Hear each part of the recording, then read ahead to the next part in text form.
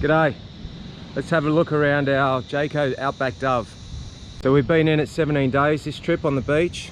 While it's up, we'll just do a quick walk around. As you can see, it's a nice sturdy, thick, strong A-frame leading up into the chassis at the same.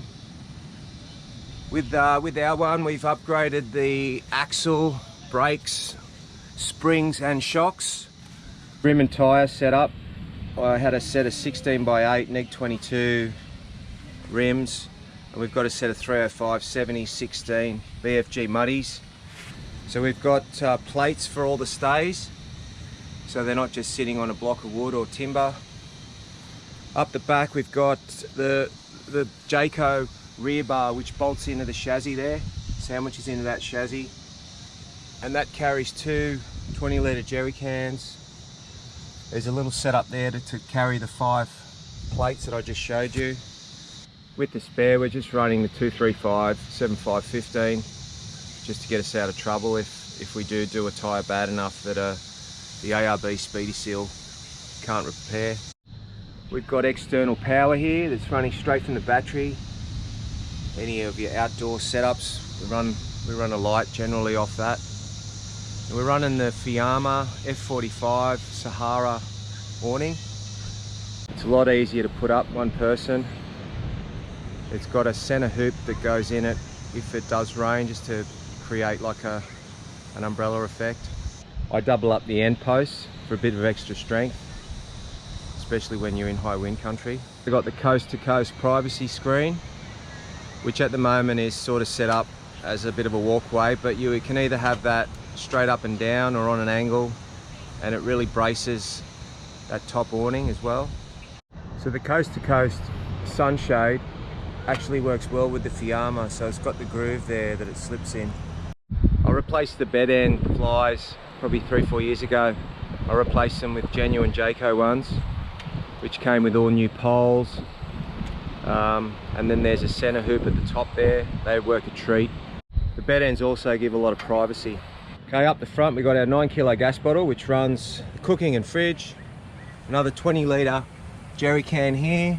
I've got a hand pump which runs directly to the main tank.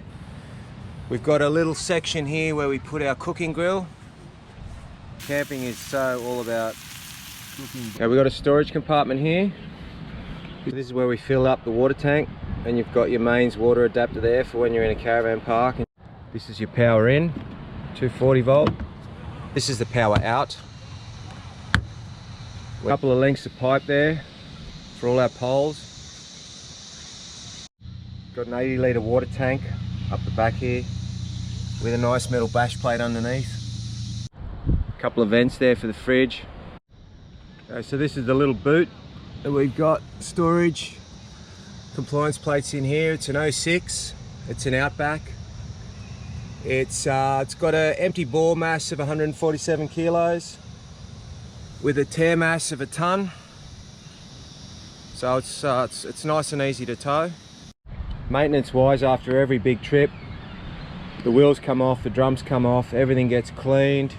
So the 200-watt solar panel on the roof helps out a lot. It's always collecting sun and energy and keeping that battery charged up.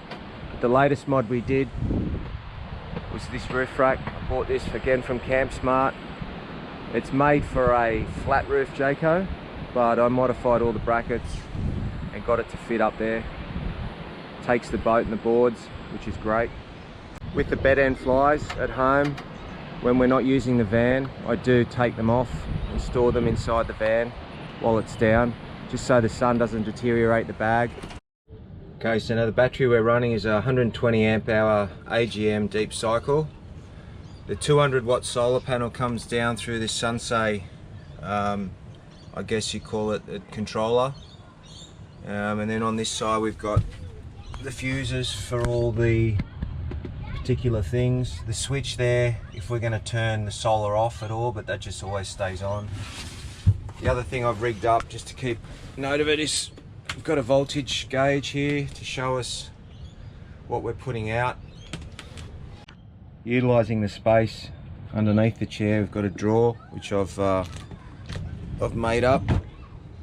So being a 2006 model, This was the inn interior, but it really is still in very good condition. This is the parent side, double bed here.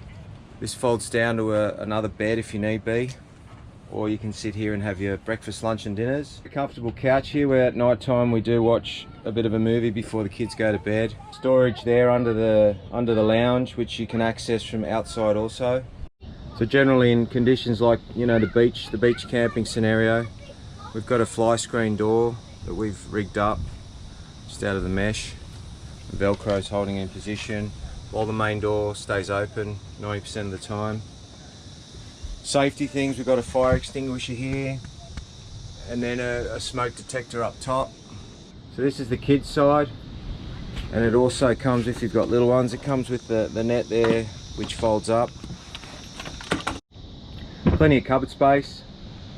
We've got a stove with 3 gas burners, and then when you're, I guess, in a caravan park, you can use that electric one. The power, it's an electronic ignition, and then you've got a grill. It's an upright fridge freezer, a Dometic one, came standard back in that day with the Jayco. Runs off the gas, so this really works well. Give it a day and you're freezing super dupers and meat for your long stays. It can run on DC, which we plug in to the vehicle when we're in motion. It can run off electricity when you're in a caravan park. So over here from the solar panel feed, we've got a circuit that runs to this switchboard here, which basically charges everything. It's got enough juice to have an inverter there, which for all the 240 volt charging apparatus, 12 volt as well. A nice size sink. I fitted in, this is the hand pump, but I fitted in an electric one. Got a cutlery drawer. So we've had this van about 5 years. We've just about hit 200 nights in it. We've taken it to places like Fraser Island. We come up here to the beach all the time. It's been up to Yeppoon and Rockhampton, and then we do weekend stays.